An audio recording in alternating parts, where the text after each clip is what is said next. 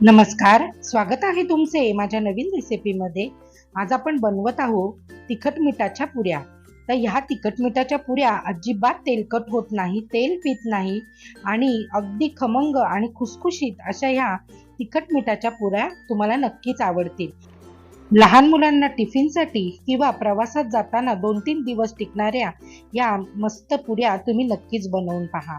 तर यासाठी आपण साहित्यामध्ये एक बाउल गव्हाचं पीठ घेतलेलं आहे, जे आपण चपातीसाठी वापरतो तेच पीठ आपण इथे एक बाउल घेतलेलं आहे। तर तुम्ही कोणतीही एक वाटी किंवा बाउल सेट करू शकता। तर मी एक वाटी गव्हाचं पीठ घेतलेलं आहे, एक बाउल, आणि त्यासाठी मी 2 चमचे इथे बेसन पीठ घालणार आहे। नंतर इथे मी काश्मीरी लाल तिखट घेतले अर्धा चमचा, नंतर कांदा लसूण मसाला घेतला आहे अर्धा चमचा, धणे पावडर घेतलेली आहे 1 मोठा चमचा, हळद घेतलेली आहे अर्धा चमचा, नंतर आपण चवीपुरतं मीठ घेतलेलं आहे। तर अगदी कमी साहित्यामध्ये आपण हे मसाला पुरी बनवणार आहोत तिखट मिठाची। नंतर लसणाच्या पाकळ्या घेतल्यात एक 7-8, अर्धा चमचा जिरं, 4 हिरव्या मिरच्या आणि अर्धा चमचा बडीशेप। बडीशेप नक्की वापरा, खूप छान टेस्ट येते। भरपूर अशी कोथिंबीर आणि 1 चमचा तीळ। तर आता आधी आपण काय करायचंय की एक वाटण छोटंसं बनवून घ्यायचंय। त्यासाठी मी ह्या ज्या 4 हिरव्या मिरच्या घेतलेल्या आहेत, या 4 हिरव्या मिरच्या मिक्सरच्या भांड्यामध्ये अशा पद्धतीने तोडून घालते। त्यामध्ये आपण अर्धा चमचा बडीशेप, 7-8 लसणाच्या पाकळ्या आणि अर्धा चमचा जिरं हे सगळं आपण जाडसर असं मिक्सरमधनं बारीक करून घ्यायचंय। खूप बारीक करायचं नाही, जाडसर आपल्याला वाटून घ्यायचंय। थोडीशी कोथिंबीर घातली आणि जे 1 चमचा तीळ मी घेतलेले आहे ते तीळ सुद्धा मी यामध्ये बारीक करून घेणार आहे। तर आता हे अशा पद्धतीने मी जाडसर वाटून घेतलेलं आहे। हे बघा, अगदी बारीक नाही, जाडसरच वाटून घ्यायचंय आपल्याला। आता आपण पीठ मळायला घेऊया। ती पीठ मळायला तर मी इथे एक परात घेते। परातीमध्ये आधी आपण गव्हाचं पीठ घालून घेऊया। नॉर्मल जरी तुम्ही पुऱ्या बनवणार असाल, भाजी सोबत आपण जी पुरी खातो, त्यासाठी सुद्धा तुम्ही बेसन पीठ जर वापरलं तर पुरी अजिबात तेलकट होत नाही आणि खूप वेळ चांगली तशीच राहते। आता गव्हाचं पीठ घेतलंय आणि गव्हाच्या पिठामध्ये आपण 2 चमचे बेसन पीठ घातलेलं आहे आणि लगेचच आपण इथे जो मसाला वाटून घेतलेला तो आपल्या आवडीनुसार कमी, तुम्हाला किती तिखट हवंय त्याप्रमाणे इथे आपल्याला तो मसाला घ्यायचा आहे। तर मी सगळा मसाला इथे घातलेला आहे। अर्धा चमचा मी इथे काश्मीरी लाल तिखट, अर्धा चमचा कांदा लसूण मसाला घातलेला आहे, नंतर अर्धा चमचा हळद घातलेली आहे। आता आपण इथे चवीपुरतं मीठ घालून घेतलेलं आहे। नंतर धणे पावडर घातलेली आहे 1 चमचा। भरपूर कोथिंबीर घालून घ्यायची। कोथिंबीरीने आपली पुरी छान दिसतेच, पण चवीला पण छान लागते। कोथिंबीरीची चव खूप सुंदर लागते। तर भरपूर कोथिंबीर घातलेली आहे आणि आता आपण इथे 2 चमचे तेल घालून घ्यायचे। अगदी साधं तेल, गरम तेल नाही घातलेलं आहे मी, साधं 2 चमचे तेल घालून घ्यायचंय। गरम तेल जर आपण घातलं ना तर पुरी जी आहे ना ती पुरी तेल पिते, त्यामुळे तेलकट होतात पुऱ्या, म्हणून आपण इथे कच्चं तेल घातलेलं आहे 2 चमचे। नाही घातलं तरी सुद्धा चालेल। आणि आता आपण हे हाताने सगळा मसाला आपल्या पिठाला लागला पाहिजे अशा पद्धतीने आपण हे मिक्स करून घेऊया। तर ह्या पुऱ्या तुम्ही प्रवासामध्ये सुद्धा नेऊ शकता। अगदी 3 ते 4 दिवस या पुऱ्या चांगल्या राहतात, चांगल्या टिकतात। नंतर लहान मुलांना टिफिनला देण्यासाठी सुद्धा या पुऱ्या खूप सुंदर आहेत, मुलं आवडीने खातात। तर तुम्ही सुद्धा अशा पद्धतीने नक्की ट्राय करून पहा। तर आता मी थोडं थोडं पाणी घालून घट्टसर असं आपल्याला पीठ मळायचंय। आपल्याला हे पुरीचं जे पीठ आहे हे घट्ट मळायचं आहे, नरम पीठ मळायचं नाही, अगदी कडक पीठ मळायचंय, म्हणजे आपल्या पुऱ्या अजिबात तेल पीत नाही। तर हे बघा किती घट्ट पीठ मळलेलं आहे मी, मस्त घट्ट पीठ मळून घ्यायचं। तुम्हाला जर माझ्या रेसिपी आवडत असतील तर माझ्या चॅनलला लाईक, शेअर, सबस्क्राईब नक्की करा। बेल आयकॉन दाबायला विसरू नका, म्हणजे मी अपलोड केलेल्या रेसिपीचे नोटिफिकेशन तुम्हाला मिळेल। तर हे बघा अशा पद्धतीने एवढं घट्ट पीठ आपल्याला मळून घ्यायचंय।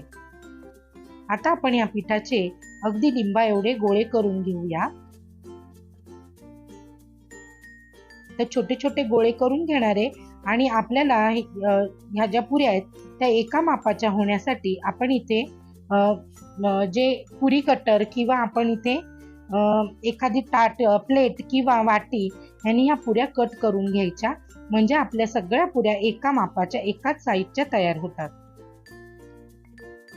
तर यामध्ये ज्या टिप्स मी सांगितलेल्या आहेत त्या टिप्सचा जर तुम्ही वापर केला तर तुमच्या पुऱ्या अजिबात तेलकट होणार नाही, मऊ पडणार नाही, इतक्या सुंदर या पुऱ्या होतात. तर आता आपण छान तेल तापत ठेवलेलं आहे आणि आता आपण एक एक गोळा घेऊन अशा पद्धतीने पुरी लाटून घेऊया. तर पुरी लाटताना अगदीच पातळ नाही आणि अगदी जाड नाही, अशा पद्धतीची आपल्याला पुरी लाटून घ्यायची.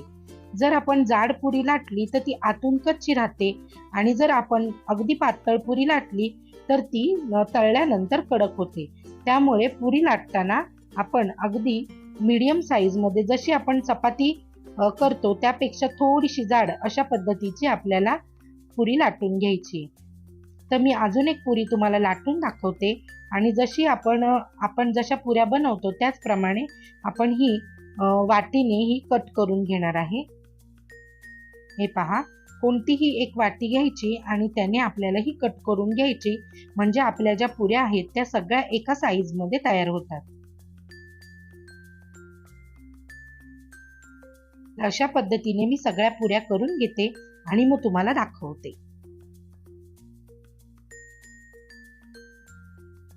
तर हे बघा, आपण ह्या सगळ्या पुऱ्या तयार करून घेतलेल्या आहेत. मी आता इथे 7-8 पुऱ्या करून घेतल्यात आणि त्या आता मी अगदी गरम तेलामध्ये कडकडीत गरम करून घ्यायचंय तेल आणि तेलामध्ये ह्या छान कडकडीत तेलामध्ये आपल्याला ह्या फ्राय करून घ्यायच्या आहेत. हे पहा, आपली पुरी किती छान अशी फुलते. तेल जितकं छान गरम असेल तेवढी आपली पुरी छान फुलून वरती येते. हे बघा, आपली पुरी मस्त अशी तळली गेली. आता मी ही काढून घेते आणि दुसरी पुरी सुद्धा आपण यामध्ये तळून घेऊया. तुम्ही एका वेळेला 2 पुऱ्या जरी घातल्यात तरी सुद्धा चालतात. तर हे बघा, आता मी 2 पुऱ्या घालून घेणार आहे. तर आधी मी एकच घातलेली आहे, आता दुसऱ्यांदा अजून एकदा घालणार आहे.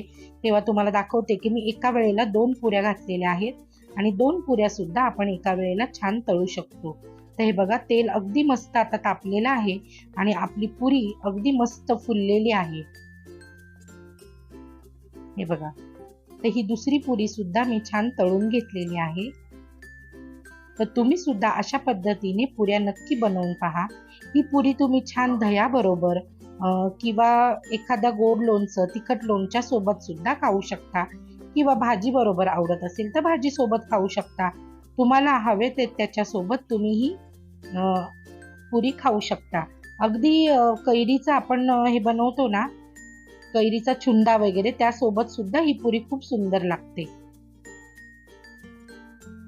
ते बघा, मी एका वेळेला 2 पुऱ्या टाकलेल्या आहेत आणि दोन्ही पुऱ्या आता मस्त तळून झालेल्या आहेत आणि दोन्ही पुऱ्या मी आता काढून घेते. आता मी सगळ्या पुऱ्या तळून घेतल्या आहेत आणि तुम्हाला प्लेट मध्ये काढून दाखवते. बघा, अजिबात पुरी म्हणजे तेल पीत नाही, एकदम खूप खुसखुशीत आणि सुंदर अशा मऊ अशा पुऱ्या होतात.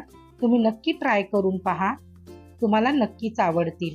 आता मी तुम्हाला दाखवते हातामध्ये घेऊन की त्या अजिबात तेल पीत नाही त्या. तर मी यासोबत पुदिन्याची चटणी खाणार आहे.